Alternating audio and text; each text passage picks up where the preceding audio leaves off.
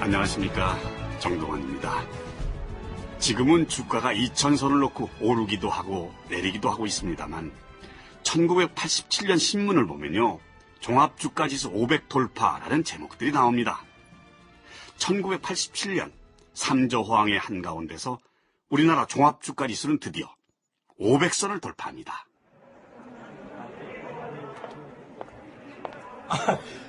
어서 오십시오, 고객님. 앉으십시오. 예.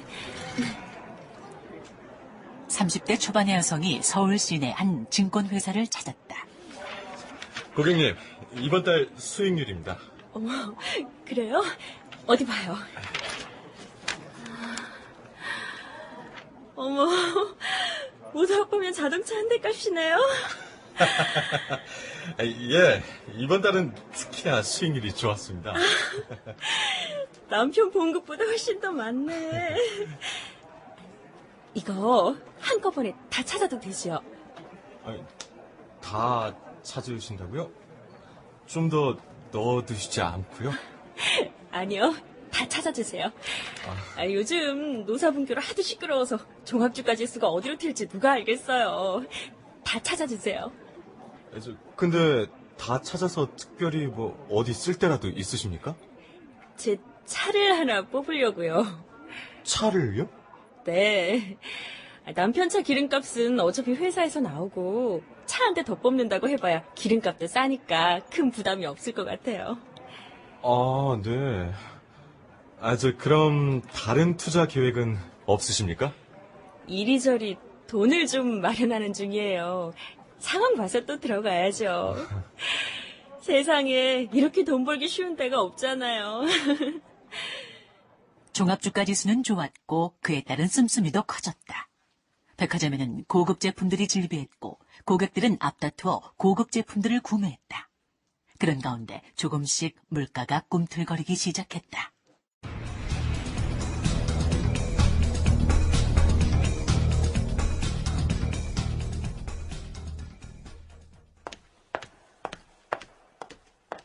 바로 그쯤 사공일 재무부 장관이 청와대를 찾았다. 재무부 업무 보고를 위해서였다.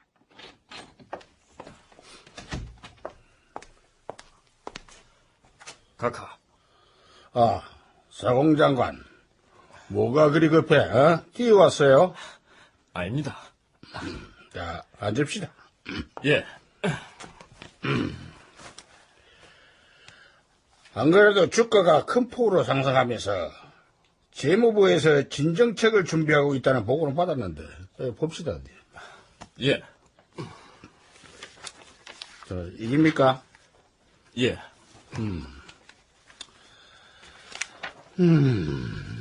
어쨌든 이 세금이나 이런 방법을 갖고 돈줄을 좀 출람할 필요가 있다 이거네? 그렇습니다. 언제부터? 한때 증시가 급등했다가 최근엔 노사분규로 진정 국면이긴 합니다. 증시 상황을 봐서 적당한 때가 되면 시행하겠습니다. 시점을 잘 맞춰서 해야 할 겁니다. 지난번에도 말이지. 지금 경제부총리로 가 있는 정인용 부총리가 재무부 장관일 때. 예. 그때도 증시 진정책을 쓴다고 내놨는데, 이게 좀 늦게 내놨는 기라, 예, 그렇습니다. 그때 언론들이 뭐 때를 놓쳐놓니 뭐니, 얼마나 말들이 많았나. 이번에 그런 일이 없도록 각별히 잘하시오. 알겠습니다. 그런데 어려운 말이 있어요? 사실은 당에서 누가 찾아왔습니다. 당에서 누가? 누구라고 말씀드리긴 적절치 않은 것 같습니다. 알았어요. 근데 왜 찾아왔는데? 대선을 앞둔 마당인데 주가 진정책을 쓰면 그게 여당 후보에게 좋지 않은 영향을 미칠 수도 있다는 그런 얘기를 했습니다. 그래요? 그러면 안 되잖아.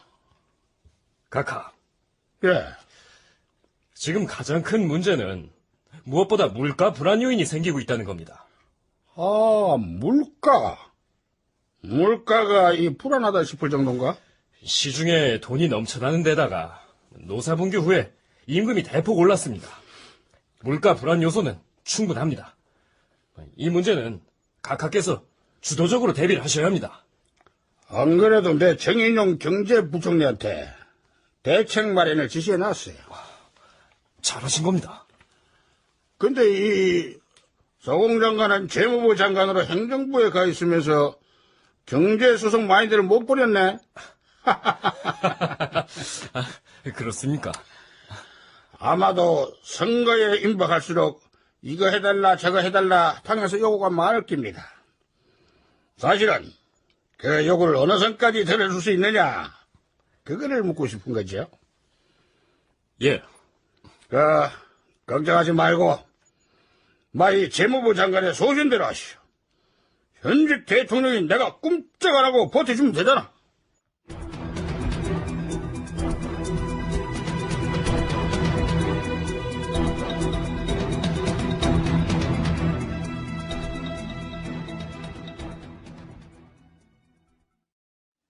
그로부터 얼마 뒤 노태우 민정당 대표가 전두환 대통령을 찾아온다.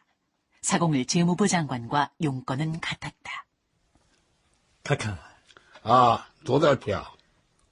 재무부에서 주가 진정책을 쓸 계획이 있다는 보고를 제가 어제 받았습니다. 안 그래도 내 노 대표가 그것 때문에 찾아오지 싶더라. 근데 이게 선거를 앞두고 주가가 떨어지면 안 좋습니다. 주가를 떨어뜨리자는 게 아니고 과열된 부분만 진정을 시키자 이거야. 그 경제 공부 열심히 한다 하더만 모르나? 자, 각하. 이후에 어쨌든 국민들은 주가가 떨어지면 당장 경제가 나빠졌다고 걱정을 합니다. 아니지. 지금이 삼자를 바탕으로 얼마나 호경인데. 국제 유가도 여전히 안정적이고 엔화값도 여전해서 수출도 잘 돼. 저 백화점에 한번 나가봐. 체감 경기라는 게 있잖아. 이 문제는 물가 불안인데. 그래서 주가도 좀. 각하, 아무리 그래도.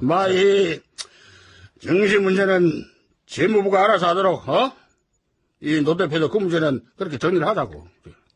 자, 그러면 한 가지 각하께서 좀 알아주셨으면 합니다. 뭘? 3조 호황이 시작되면서 주가가 몇 차례 급등을 했습니다. 적잖은 국민들이 주식이라는 것을 처음 시작했습니다. 만일 인위적으로 주가를 떨어뜨린다면 그 사람들이 우리한테 등을 돌릴 겁니다. 그래, 노 대표. 경제 안정 기조를 무너뜨리는 건 안 돼. 자, 무너뜨리는 수준까지는 안 갑니다. 약간 흔들린다 손쳐도 그렇다고 나라 망하지 않습니다. 진짜 나라 망하는 것은 사상이 의심스러운 후보나 함량 미달인 후보가 대통령이 되는 겁니다. 그런 사람들이 대통령이 된다면 각하께서 겨우 일구어 놓은 경제 이 완전히 망치는 겁니다. 그게 그렇게 되나? 예, 그렇습니다. 자, 각하, 주식 투자 인구 가운데 상당수는 우리가 타겟으로 두고 있는 중산층입니다. 그 사람들이 등을 돌리면 절대 이긴다 장담 못합니다. 각하, 대통령 선거에서 지면요, 그냥 지는 것으로 끝나는 일이 아닙니다. 각하와 저의 목숨줄이 달렸다 그리 봐야 합니다. 그럼 생각을 좀 해봅시다. 당시 전두환 대통령은 아침에 생각이 다르고 저녁에 생각이 달랐다고 합니다. 아침에는 무슨 일이 있어도 경제 안정 기조를 깨지 말아야지 했다가 당 관계자들과 선거 전략을 논의한 날 저녁에는 어쩔 수 없다. 그런 입장이었다는 거죠. 전두환 대통령 입장에서는 어쨌든 정권 재창출이 절체절명의 과제였을 겁니다. 정권을 잡고 유지하는 과정에서 얼마나 많은 국민적 저항과 희생이 있었습니까? 그러니 정권을 다시 잡지 못한다면 앞날은 명확관화한 일 아니었겠습니까? 자, 그러다 보니 3조 호경기를 바탕으로 좋았던 경제는 정치적 상황에 따라 춤을 추기 시작합니다.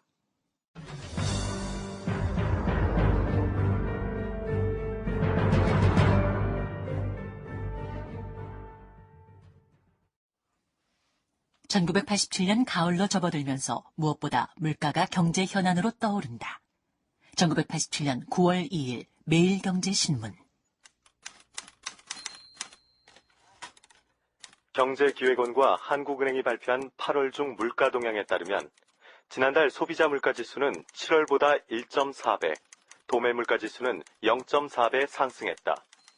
이에 따라 소비자 물가지수는 지난해 말에 비해 3.8% 올라 연간 억제 목표인 3%를 넘어섰다. 이딴 수혜, 그리고 노사분기로 인한 임금 상승률이 본격적으로 나타날 9월부터는 물가가 더욱 크게 오를 가능성이 있다.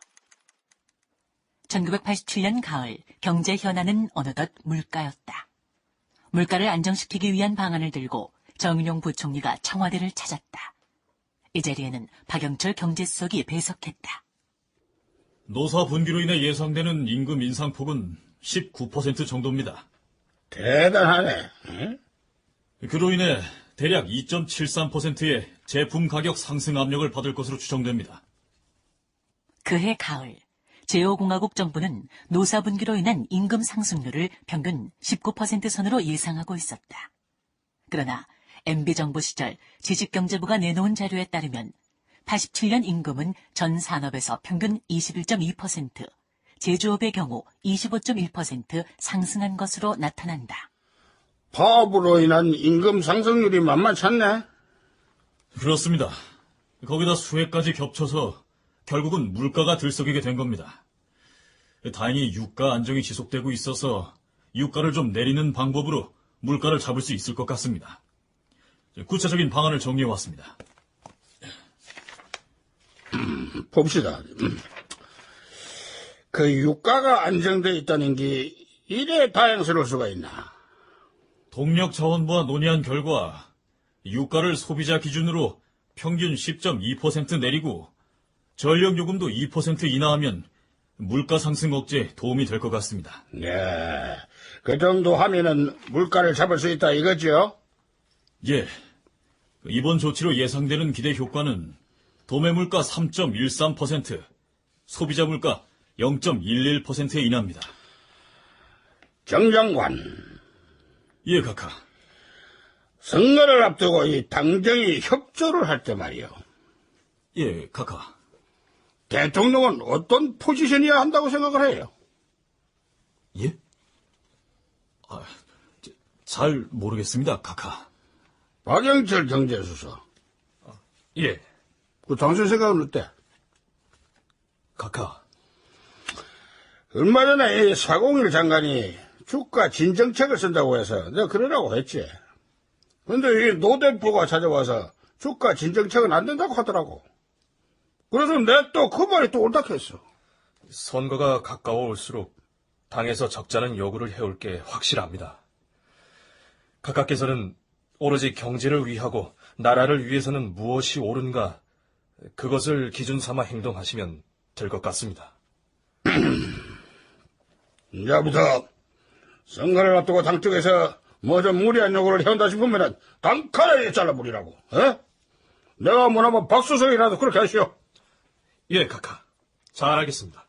정 부총리는 예, 각하. 저도 잘 알겠습니다.